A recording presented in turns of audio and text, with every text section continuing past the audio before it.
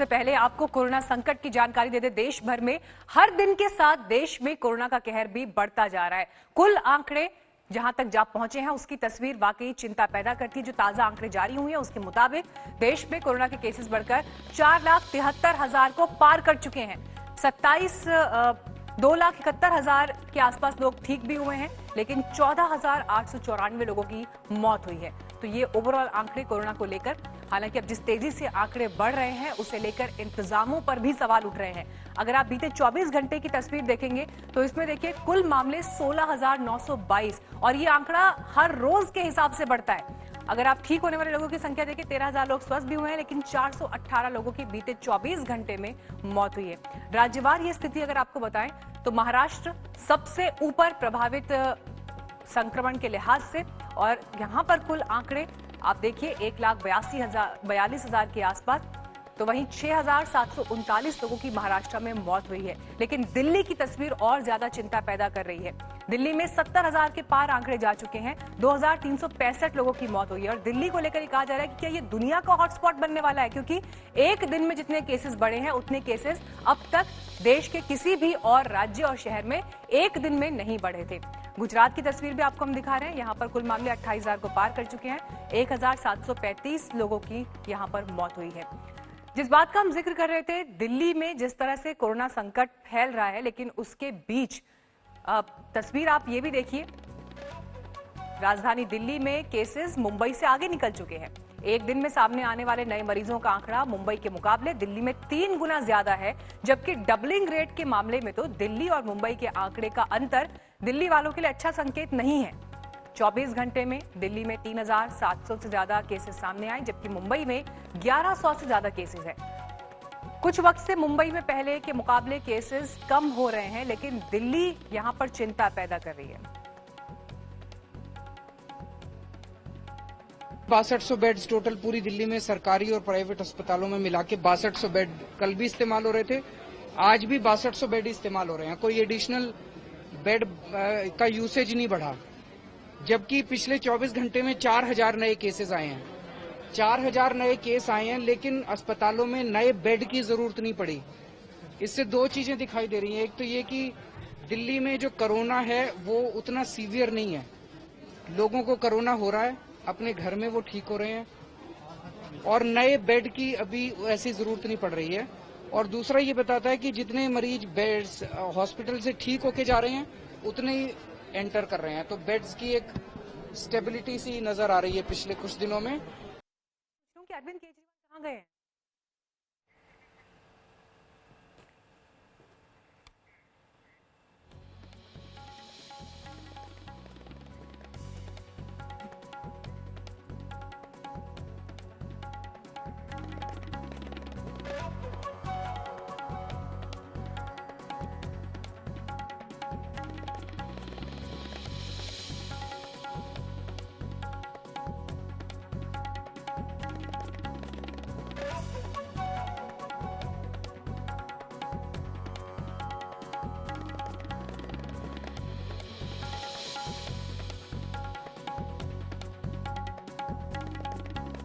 जब दिल्ली में देखें तो 2 मॉडल हैं। ओवरऑल कोरोना पे 2 मॉडल सामने आ रहे हैं। एक तो ये अमित शाह जी वाला मॉडल है कि जिसमें हर आदमी को पॉजिटिव पाए जाने पे Covid care centre, quarantine centre जाना जरूरी है।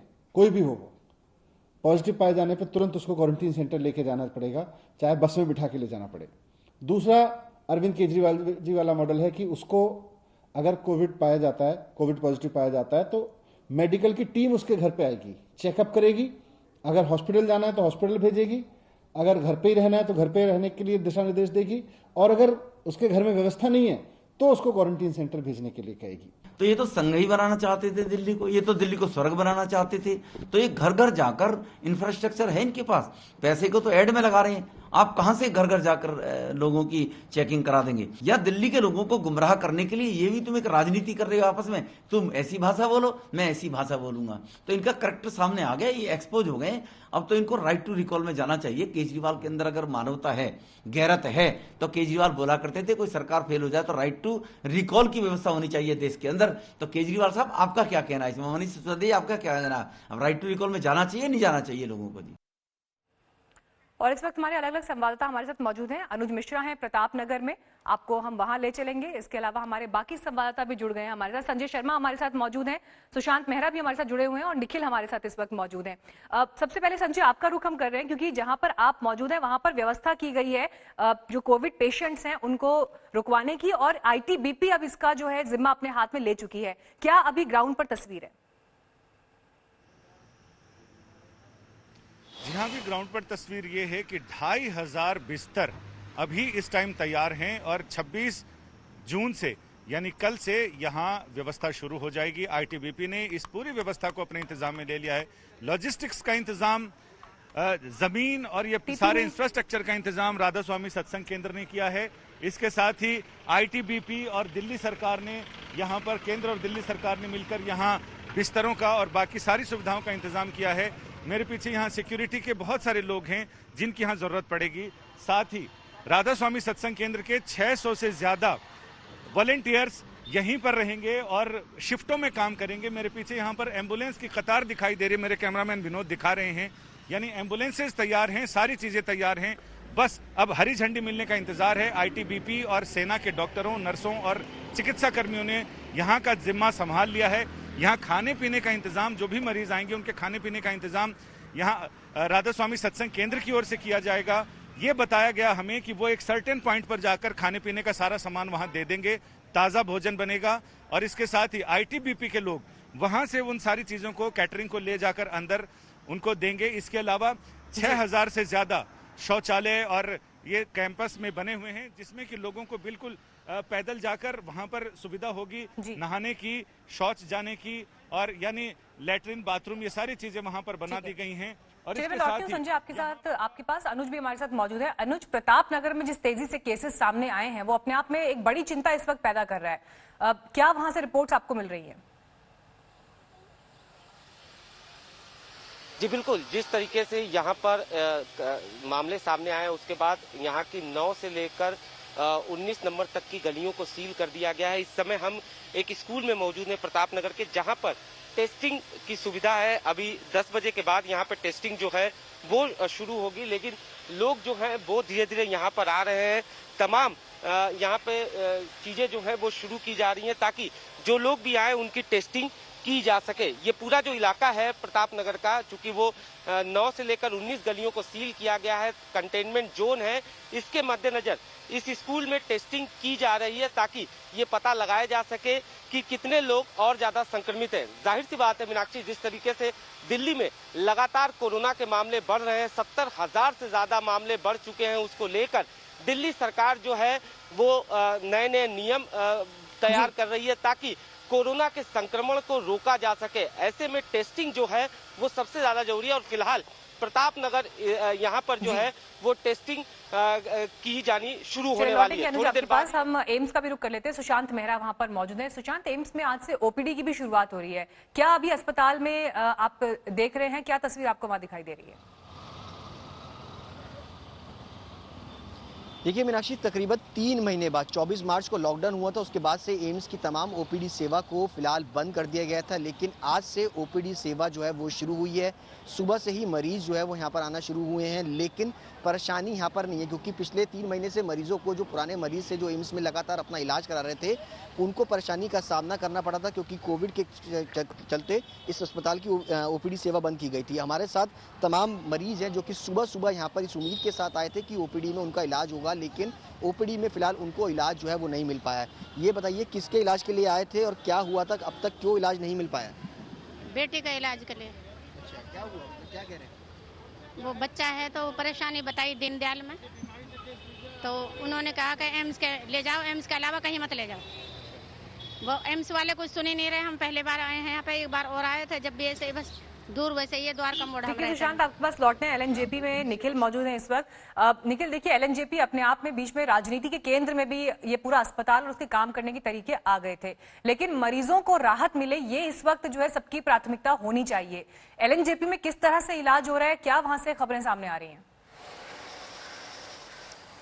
देखिए मीनाक्षी, आपने सही फरमाया कि राजनीति का केंद्र एक समय पर यह बना हुआ था। ये अस्पताल, आपको बता दूं, बीते दिनों इस कारण से सबसे ज्यादा चर्चा में था कि कई सारे लोग अस्पताल के बाहर देखने को मिलते थे जिनकी शिकायत थी कि सही समय पर उनको इलाज नहीं मिलता है। और कई सारे ऐसे भी केसेस आए थे जहां पे लोगों को अपनी जान तक गंवानी पड़ गई थी क्योंकि सही समय पर उनको बिस्तर अवेलेबल नहीं हुआ था। इसके साथ आपको बता दें कि काफी सारी चीजें अब परिवर्तित हो गई है। अब वैसा नजारा तो देखने को नहीं मिलता। हालांकि मुख्यमंत्री अरविंद केजरीवाल लगातार ये बोल रहे हैं कि 6200 बेड पहले ऑक्यूपाइड थे, अब भी 6200 बेड ऑक्यूपाइड है। लेकिन जो पेच फंसा हुआ है अभी भी वो होम आइसोलेशन को लेकर के है। अरविंद केजरीवाल ये कह रहे हैं कि जो एलजी ने जो ऑर्डर पास किया है उस पर ये होता है कि कोई भी अगर संक्रमित व्यक्ति होता है उसको कोविड केयर सेंटर आना पड़ता है, जबकि दिल्ली के जो नियम थे, जो दिल्ली सरकार ने कहा था कि घर घर जाके ही उनको मेडिकल टीम पहुंचेगी। लेकिन वहां पेच ये हुआ कि 3-4 दिन बीतने के बाद भी कोई भी टीम, कोई भी एक्सपर्ट जो संक्रमित व्यक्ति था उसके पास तक नहीं पहुंचती, जिसके कारण केंद्र सरकार को हस्तक्षेप करना पड़ा था। एलजी ने इसके बाद ऑर्डर पास किया कि हर किसी को कोविड केयर सेंटर जाना पड़ेगा। इन्हीं सब के बीचों बीच आपको बता दें कि केसेस हालांकि बहुत ज्यादा बढ़ गए हैं लेकिन रिकवरी भी अच्छी हुई है। दिल्ली में अब तक 41,000 से ज्यादा लोग कोरोना वायरस से ठीक हो चुके हैं और डिस्चार्ज होकर घर भी जा चुके हैं पिछले 24 घंटे की। अगर मैं आपको बता दूं, दिल्ली में आंकड़ा जिस तरह से बढ़ रहा है, बिल्कुल निखिल आप सही कह रहे हैं, वो अपने आप में एक बड़ी चिंता इस वक्त पैदा कर रहा है। फिलहाल आप सभी का शुक्रिया हमारे साथ जुड़ने के लिए। लेकिन दिल्ली में एक समस्या आपको और भी बताते हैं। हर दिन 20 से 50 पैसे तेल की कीमत जिस तरह से बढ़ी, महंगाई जिस तरह से सामने आई, उसे लेकर अब लोग सवाल उठा रहे हैं। बढ़ती कीमतें हर दिन नए रिकॉर्ड बना रही है और पहली बार दिल्ली में देखिए क्या हुआ है, डीजल 80 रुपए के पार पहुंच गया। डीजल पेट्रोल से महंगा बिक रहा है। लगातार 19 दिन से डीजल के दाम धीरे धीरे बढ़ते चले गए। कुछ पैसे बढ़ाकर 19 दिन में 10 रुपए 62 पैसे महंगा हुआ है डीजल। और पहली बार ऐसा हुआ दिल्ली में जब डीजल, देखिए इसलिए हम कह रहे हैं ना, पहले ही लोग जो बेरोजगार हो गए हैं, पैसा नहीं है खाने को, महंगाई चरम सीमा पर है, ऊपर से तेल, पेट्रोल, डीजल की कीमतें जो हैं बेतहाशा बढ़ाई जा रही है। ऐसा लग रहा है कि मन जैसा कर रहा है वैसे सरकार जो बढ़ा रही है। इससे किसान, व्यापारी सब तबाह है, आम नागरिक तबाह। क्या आप गांव-गांव तक जाएंगे लोगों, किसानों को रोकने के लिए, क्योंकि चुनाव का समय है? लोगों को हम लोग जागरूक करेंगे, इसलिए हम लोगों ने आज विरोध प्रदर्शन किया। तेजस्वी यादव को आप सुन रहे थे, साइकिल रैली निकालकर उन्होंने प्रोटेस्ट किया। लेकिन पटना, वाराणसी, झांसी, इंदौर, चंद्रपुर, गुवाहाटी पेट्रोल डीजल के बढ़ते दामों को लेकर लोग सड़कों पर उतरे और नाराजगी इस पर जाहिर की कि पहले ही कोरोना के कहर से पूरा देश जूझ रहा है और इस बीच जिस तरह से बीते 19 दिन में दाम बढ़े हैं पेट्रोल डीजल के, वो महंगाई की तरफ भी इशारा कर रहे हैं और लोगों की जेब पर बोझ बढ़ता हुआ। बाबा रामदेव ने कोरोना के खिलाफ दवा इजाद करने का दावा तो किया है, लेकिन राजस्थान सरकार ने इसे फ्रॉड कह दिया। राजस्थान में बेचने पर पाबंदी भी लगा दी। मंत्री रघु शर्मा ने तो यहां तक कह दिया कि अगर पतंजलि की दवा आधिकारिक रूप से बिकती हुई पाई गई तो रामदेव के खिलाफ सख्त एक्शन होगा।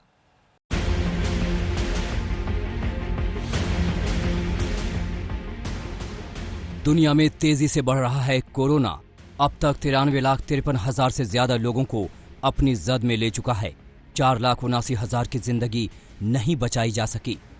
ऐसे वक्त में जब बाबा रामदेव ने कोरोना की दवा का मंत्र फूंका तो लोग चौंक गए। खुशी भी थी, आखिरकार कोरोना का रामबाण मिल ही गया। कोरोना की दवाई कोरोनिल और स्वासारी को हम लॉन्च करने जा रहे हैं।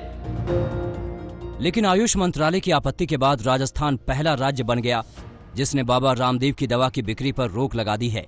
राजस्थान सरकार ने अपने आदेश में कहा, केंद्रीय आयुष मंत्रालय की स्वीकृति के बिना कोविड-19 महामारी की दवा के रूप में किसी भी आयुर्वेदिक औषधि का विक्रय नहीं किया जा सकता। कोविड-19 महामारी के उपचार की दवा के रूप में किसी भी औषधि का विक्रय पाए जाने पर विक्रेता के खिलाफ सख्त कार्यवाही की जाएगी।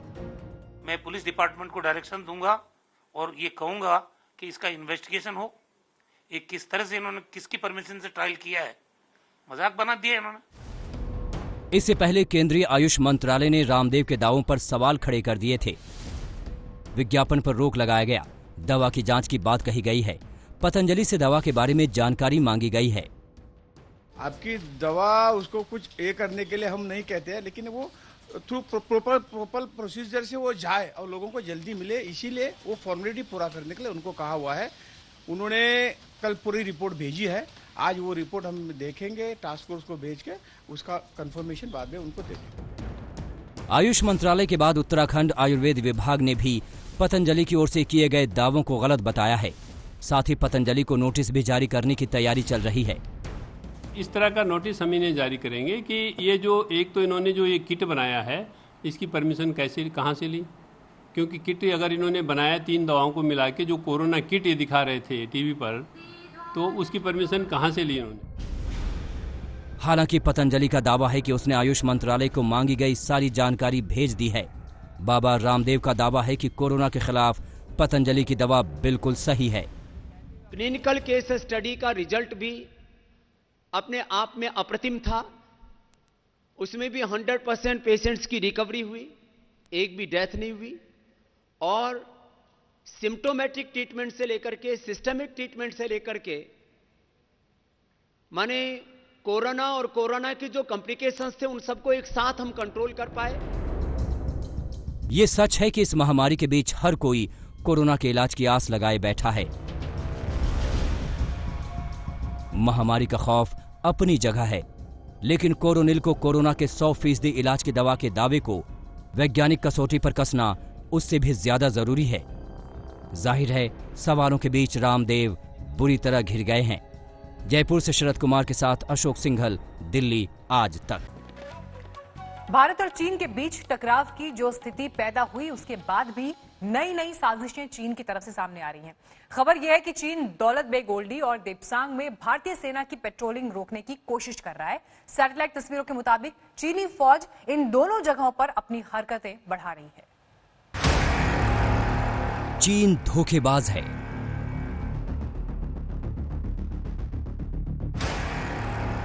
चीन बहुत बड़ा झूठा है।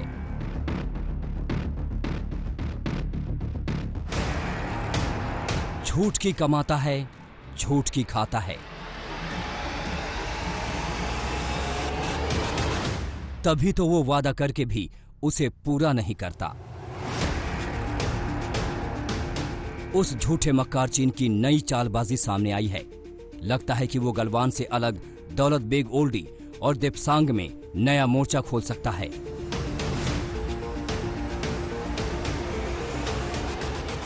आपको चीन की चाल से जुड़ी एक्सक्लूसिव तस्वीरें दिखाते हैं। वो एक एक तस्वीर जो उसकी बदमाशियों के नए सबूत हैं।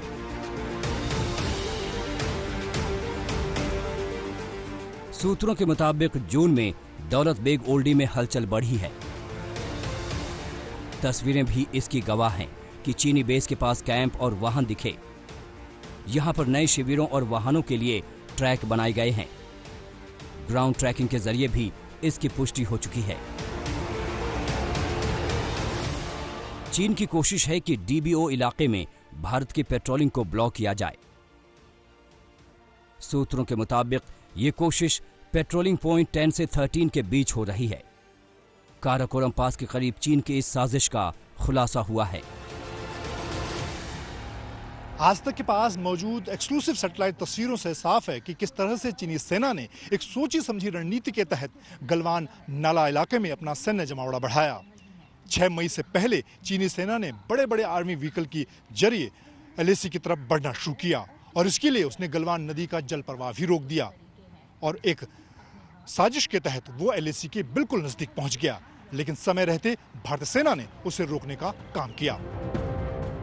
मतलब साफ है कि चीन गलवान विवाद सुलझाने का दिखावा कर रहा है। वो नाटक कर रहा है, दुनिया की आंखों में धूल झोंक रहा है।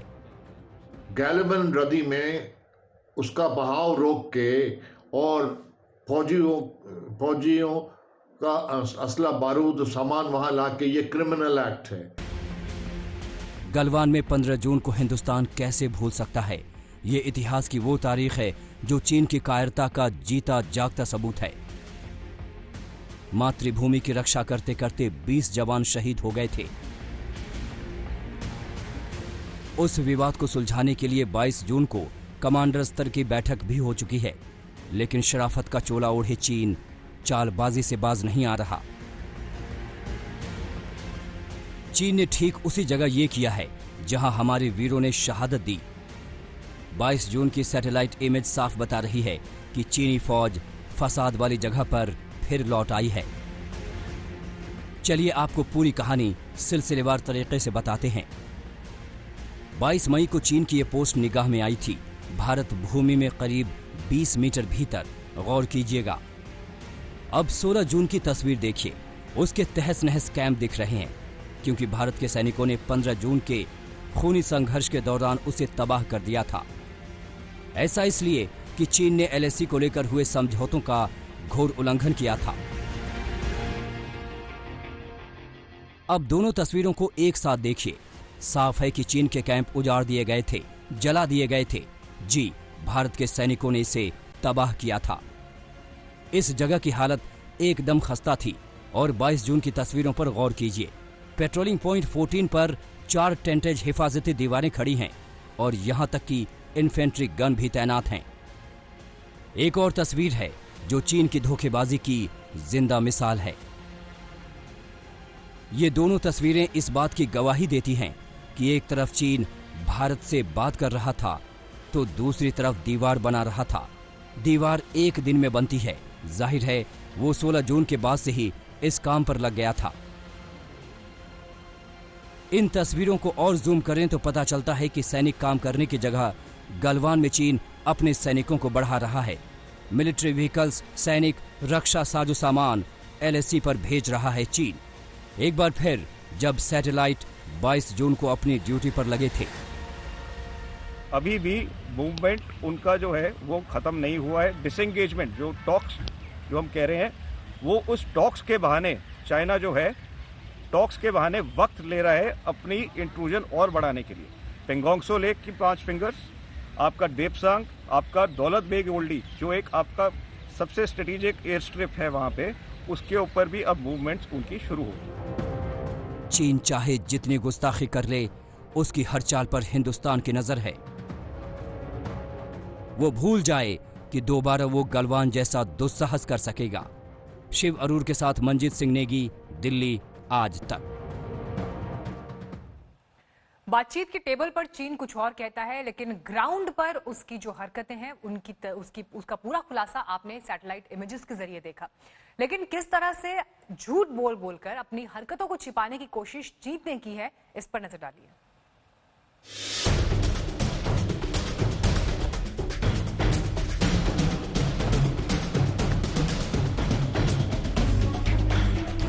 चीन झूठ ना बोले तो उसकी तरकश के सारे दांव पेच खत्म हो जाएं।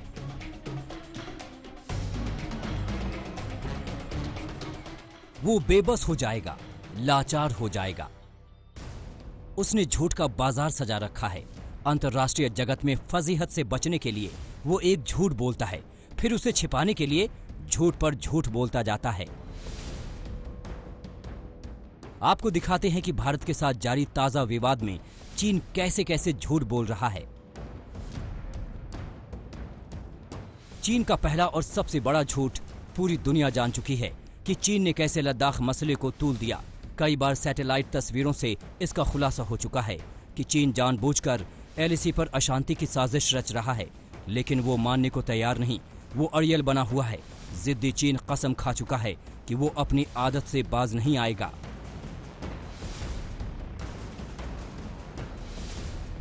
गलवान मामले में चीनी हरकत उसे बेनकाब कर चुकी है, फिर भी वो भारत पर ही आरोप मढ़ने में मशगूल है। चीन का रक्षा मंत्रालय फिर कह रहा है कि 15 जून को भारतीय जवानों ने समझौते का उल्लंघन किया।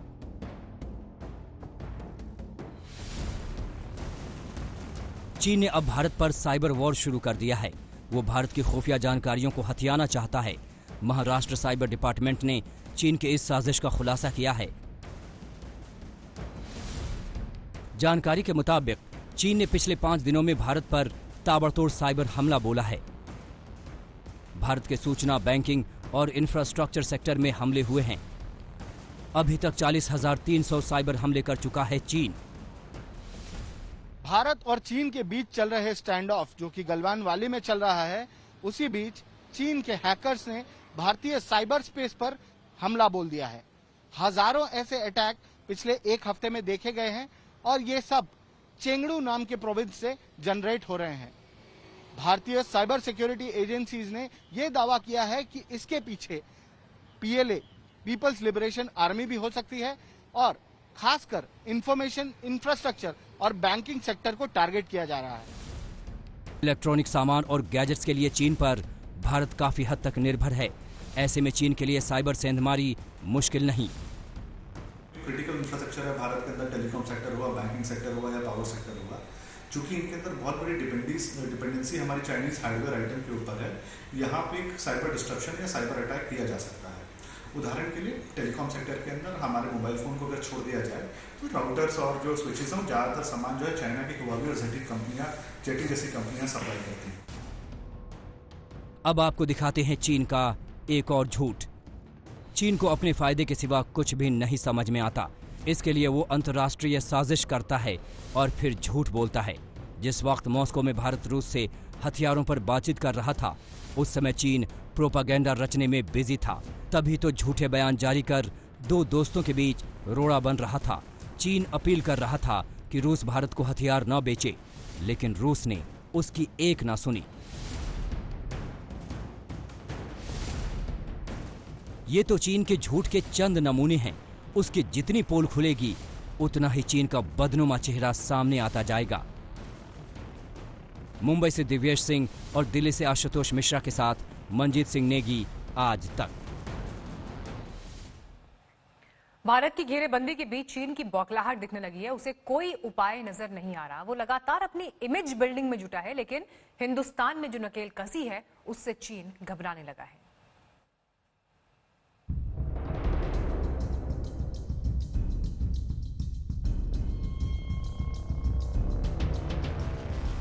तू डाल डाल तो मैं पात पात, इसी फॉर्मूले पर आगे बढ़ रहा है हिंदुस्तान। चीन जैसे दुश्मन की घेराबंदी के लिए भारत ने कोई कसर नहीं छोड़ी। बात कूटनीतिक स्तर पर शुरू हो चुकी है, चर्चा सैन्य स्तर पर भी हुई है। अंतर्राष्ट्रीय जगत में भी घेरेबंदी की पुरजोर कोशिश तेज हो गई है।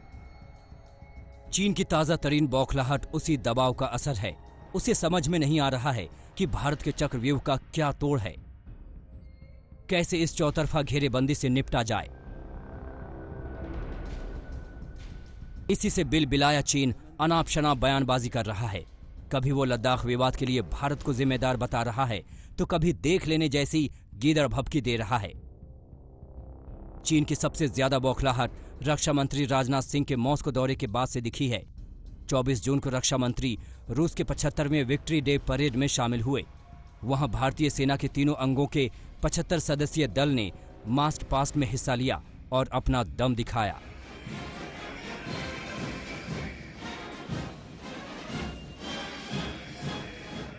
राजनाथ सिंह के इसी दौरे पर रूस ने भारत को S-400 मिसाइल डिफेंस सिस्टम जल्द देने का भरोसा दिया। दोनों देशों के बीच ये $5 बिलियन का सौदा अक्टूबर 2018 में हुआ था। पिछले साल ही भारत 40,000 करोड़ का भुगतान भी कर चुका है। सौदे के तहत रूस भारत को 5 S-400 मिसाइल डिफेंस सिस्टम देगा। Sukhoi 30, MKI, MiG-29, T-90 tank के पार्ट्स की जल्द सप्लाई पर जोर है। हमारी डिस्कशन काफी पॉजिटिव और प्रोडक्टिव रही है। मुझे भरोसा दिलाया गया है कि ऑनगोइंग कॉन्ट्रैक्ट्स को मेंटेन किया जाएगा और न केवल मेंटेन किया जाएगा बल्कि उनको और तेजी से कम समय में पूरा भी किया जाएगा, यह भी भरोसा दिलाया गया है। चीन ने उम्मीद जताई थी कि भारत के रक्षा मंत्री की उसके रक्षा मंत्री से मुलाकात होगी, लेकिन मन की मुराद पूरी नहीं हो सकी। दूसरा झटका रूस ने भी दिया जब उसने भारत को हथियार न देने की चीनी अपील को अनसुना कर दिया। चीन की छटपटाहट के बीच कूटनीतिक स्तर पर विवाद सुलझाने की पहल हुई। कल working mechanism for consultation and coordination on India China border affairs की 15वीं बैठक हुई। इस वर्चुअल मीटिंग में पूर्वी लद्दाख के ताज़ा हालात पर बात हुई। इसमें भारत ने 15 जून की चीनी करतूत का जिक्र किया। बैठक में इस बात पर जोर दिया गया कि दोनों पक्षों को एक दूसरे का सम्मान करना चाहिए। साथ ही दोनों पक्षों में डिप्लोमेटिक और मिलिट्री स्तर पर बातचीत जारी रखने के फ्रेमवर्क पर भी बात हुई ताकि हाल के विवाद को सुलझाया जा सके। भारत की पूरी कोशिश है कि चीन बातचीत से समझ जाए और शांति की बहाली में वो बराबर का भागीदार बने। गीता मोहन, दिल्ली, आज तक। 15 जून की गलवान घटना के बाद चीन के प्रस्ताव पर भारत और चीन की कोर कमांडर स्तर पर सैन्य वार्ता हुई, लेकिन बातचीत की टेबल पर आने वाले चीन को उसकी बातों से नहीं बल्कि हरकतों से परखना होगा। आज तक संवाददाता मंजीत सिंह नेगी की एक्सक्लूसिव रिपोर्ट देखिए।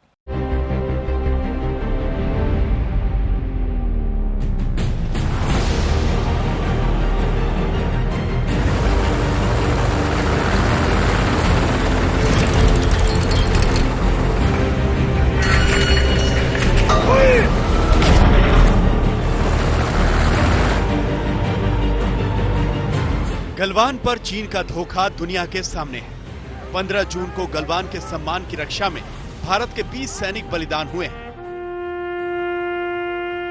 और अब गलवान पर चीन की साजिश का राज धीरे धीरे खुल रहा है। आज तक के पास सैटेलाइट की वो एक्सक्लूसिव तस्वीरें आ गई हैं जो बताती हैं कि चीन का इरादा गलवान नदी के प्रवाह को नियंत्रित करने का है। गलवान का ये एक हिस्सा है जिसे सैटेलाइट इमेज में एरिया ए करके दिखाया गया है। वहां देखिए 6 मई को सैटेलाइट तस्वीरें क्या दिखा रही हैं, जबकि 24 मई को चीनी सेना की गाड़ियां और मशीनरी बड़ी तादाद में दिखने लगी है। सैटेलाइट इमेज में दिखाया गया गलवान का एरिया बी देखिए। 6 मई को सैटेलाइट इमेज देखिए, जबकि उसके मुकाबले 24 मई को चीनी सेना की तैनाती देखिए। सैटेलाइट इमेज में दिखाए गए गलवान के एरिया सी को देखिए। बुलडोजर गलवान नदी के प्रवाह को प्रभावित करने की कोशिश कर रहे हैं। सैटेलाइट इमेज में दिखाया गया गलवान का एरिया डी भी चीनी सेना की गतिविधि को दिखा रहा है। अब इस एक और तस्वीर को देखिए।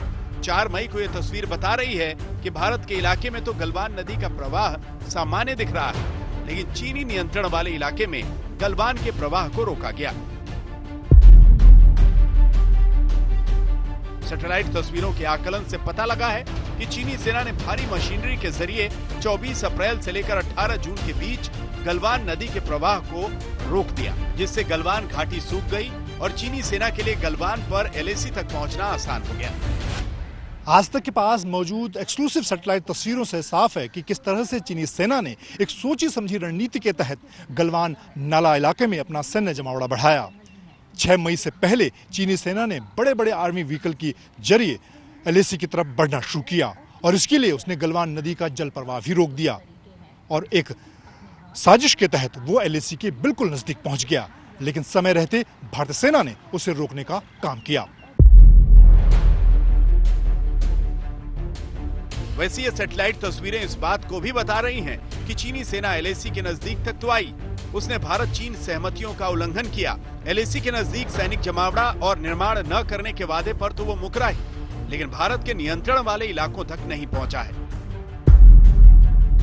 ये सैटेलाइट तस्वीरें LAC और उसके आसपास चीनी कैंपों के बारे में बता रही हैं। सैटेलाइट तस्वीरों में दिख रहे हरे रंग के बॉक्स बता रहे हैं कि इन इलाकों में चीनी सेना के बेस कैंप हैं, जो LAC से 30 किलोमीटर की दूरी पर हैं। लाल रंग में चीनी कैंप और तिरंगे में भारतीय कैंप LAC के आसपास गलवान घाटी में दिखाए गए। गलवान में चीन भारत के नियंत्रण वाले इलाकों तक भले ही ना पहुंचा हो, लेकिन गलवान नदी का प्रवाह रोकने का उसका इरादा तो बेनकाब हुआ ही है। 18 जून को चीनी विदेश मंत्रालय के प्रवक्ता झाओ लिजियन से गलवान पर डैम बनाने की चीनी कोशिशों को लेकर सवाल पूछा गया था। प्रेस कॉन्फ्रेंस में झाओ लिजियन से एक रिपोर्टर ने कहा था, 16 जून को सैटेलाइट तस्वीरों में दिखा है कि चीन गलवान नदी पर डैम बना रहा है जिससे पानी को नियंत्रित कर सके। क्या ये भारत के साथ समझौते का उल्लंघन नहीं है? तो झाओ लिजियन का जवाब था, मुझे उस बारे में नहीं पता जिसका आप जिक्र कर रहे हैं। साफ तौर पर गलवान पर चीन की नीयत में खोट तो है। गलवान नदी में उसका बहाव रोक के और फौजियों का असला बारूद सामान वहां ला के ये क्रिमिनल एक्ट है। पहले तो हम दोनों देशों के बीच में ये निश्चय किया गया था कई सालों से, यहाँ तक कि 1962 से ये बात तय हुई है कि हम आपस में वहां पर कोई बदलाव नहीं करेंगे, लेकिन चीनियों ने नदी का रास्ता बदलकर एक क्रिमिनल एक्ट किया है। 15 जून की गलवान घटना और अब गलवान नदी के प्रवाह को रोकने का यह खुलासा चीन का सच बताने के लिए काफी है।